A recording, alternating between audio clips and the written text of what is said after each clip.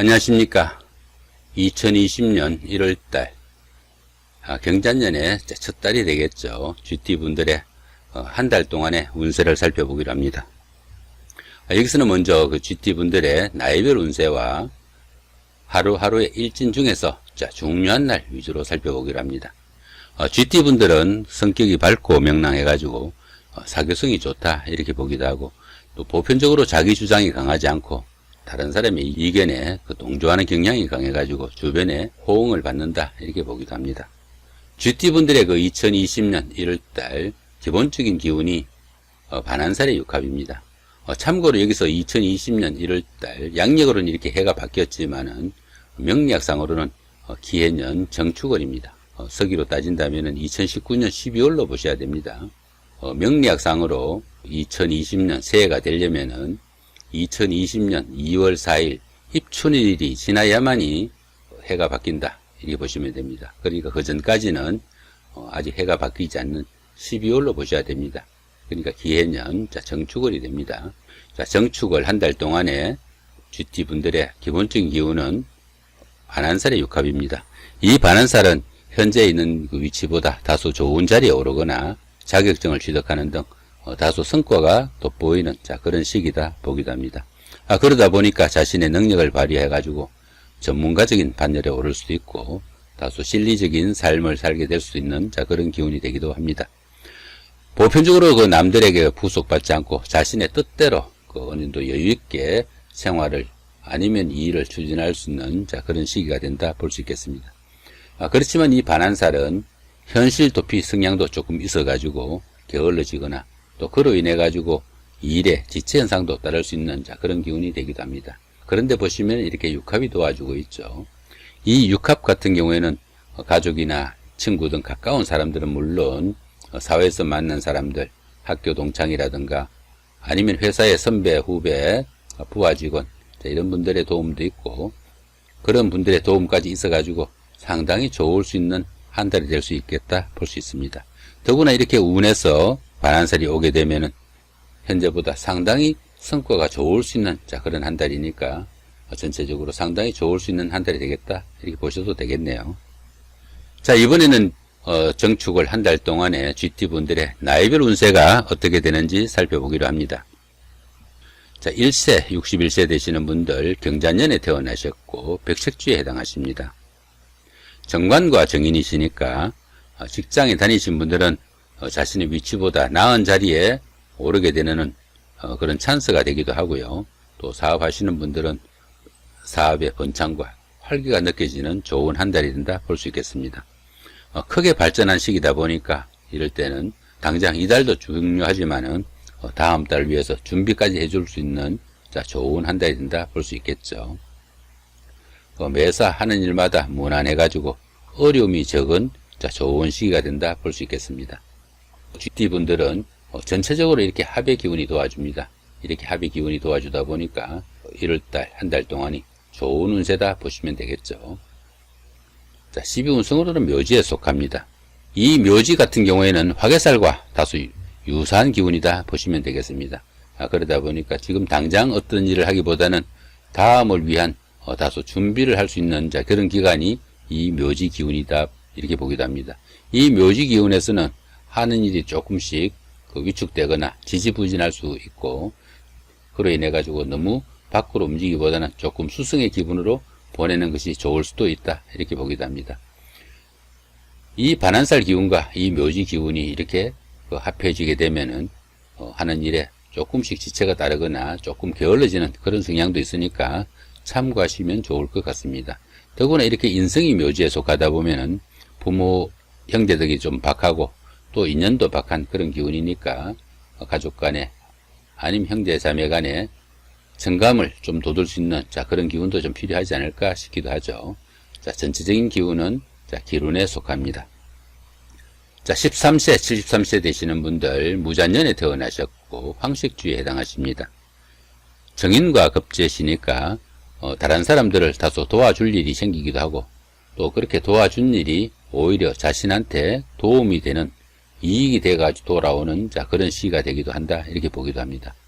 그러다 보니까 다른 사람의 어려움이나 좀 곤란한 그런 상황을 자신이 좀 능동적으로 좀 적극적으로 도움을 주거나 이익을 주다 보니까 그 이익이 오히려 자신한테도 크게 보탬이 되는 그런 한 달이 된다 보면 되겠죠. 보편적으로 좋은 기운이다 보시면 되겠습니다. 역시 합의 기운은 도와주고요. 12운성으로는 양지에 속합니다. 이 양지 같은 경우에는 작은 일들은 자신이 바라는 만큼 어느 정도 성과도 나타나고 또 다소간의 행운도 따르는 좋은 한 달이 된다 볼 수 있겠네요. 그러나 그 성과가 그리 크지 않는 그런 기운이라 가지고 때에 따라서는 그 성과가 희망에만 머물 수 있는 그런 기운이 되기도 합니다. 이렇게 양지 기운에서는 교육이나 철학, 종교 이런 것들처럼 다소 정신적인 부분에 능력도 나타나고 두각도 나타나는 그런 시기다 볼 수 있겠습니다. 이렇게 급제가 양지에 속하다가 보면은 형제 자매 간에 서로 보살피며 도우는 그런 기운도 돼 가지고 형제 자매 간에 어느 정도 우애가 있는 한 달이 될 수도 있겠다 볼 수도 있습니다. 전체적인 기운은 기운 좋은 기운으로 나와 있죠. 이번에는 25세, 85세 되시는 분들 병자년에 태어나셨고 적색주에 해당하십니다.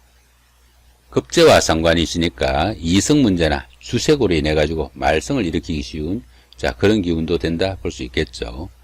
이런 때는 다른 사람들에게 어느 정도 그 자신의 가진 것을 좀 나누어 주거나 마음을 좀 후하게 섬으로 인해 가지고 어려움을 좀 극복할 수 있는 그런 기운도 될 수 있겠다 볼 수 있습니다. 미혼자분이나 홀로 된 여성분들 같은 경우에는 상관운이라 가지고 이성을 만나거나 재혼을 하는 그런 운이 되기도 하고요. 십성으로만 봤을 때는 보통의 운세가 된다 볼 수 있겠습니다. 그렇지만 이렇게 지지가 합의되고 또 12운성은 양지가 되네요. 이 양지 같은 경우에는 작은 일들은 자신이 바라는 만큼 어느 정도 이루어지고 또 다소간의 행운도 따르는 그런 시기이고 밖으로 크게 활동하기보다는 다소 그 지적이거나 정적인 일들 예컨대 교육이나 철학, 종교 이런 것들처럼 정신적인 부분에서 좀 두각을 나타내는 그런 시기다 볼 수도 있습니다. 전체적인 운세는 역시 기운으로 나와 있네요. 37세, 97세 되시는 분들 갑자년에 태어나셨고 청색주에 해당하십니다. 상관과 정제시니까 물질적으로 상당히 좀 여유가 생기고 풍족해지는 그런 시기다 보니까 생활에 여유도 생기고 또 윗사람이나 주변 사람들, 직장 상사 이런 사람들의 도움도 크고 또 행운도 따르는 좋은 시기다 볼 수 있겠습니다. 사회적으로도 원만하고 또 가정에서도 아내나 자식들의 도움도 받을 수 있는 좋은 한 달이 된다 볼 수 있겠죠. 금전적으로나 이성 문제에서도 행복한 고민이 생길 수 있는 좋은 한 달이 된다 볼 수 있겠습니다. 모든 일에서 원만한 좋은 시기다 보면 되겠죠. 역시 지지가 합의되고요. 12운성으로는 관대가 되네요. 이 관대지에서는 다소 좀 노린미가 부족한 면은 있으나 열정적이고 부지런한 운기라 가지고 사업이나 추진하는 일에서 상당히 좀 활기가 느껴지는 좋은 기운이 됩니다. 직장에 다니시는 분들은 자신의 위치나 명예가 다소 올라가 가지고 좋은 시기가 되기도 하겠고요. 또 사업하시는 분들은 사업이 본궤도에 오르는 등 좋은 활력이 생기는 기운이 된다 볼 수 있겠습니다. 전체적으로 봤을 때 어떻습니까? 대기란 운세가 됩니다. 이번에는 49세, 109세 되시는 분들 임자년에 태어나셨고 흑색주에 해당하십니다.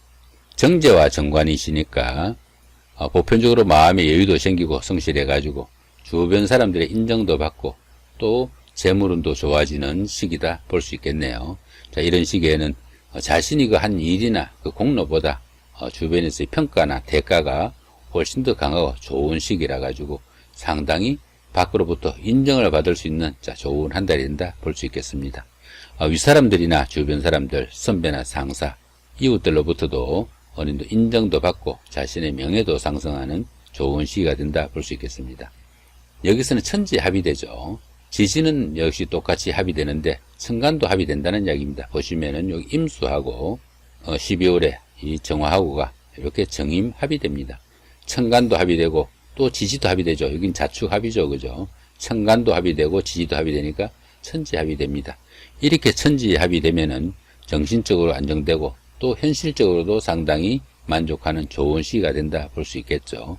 가족 간이나 친구, 친지, 주변 사람들로부터 어느 정도 인정도 받고 또 유대도 깊어지는 좋은 한 달이 된다 볼 수 있겠죠.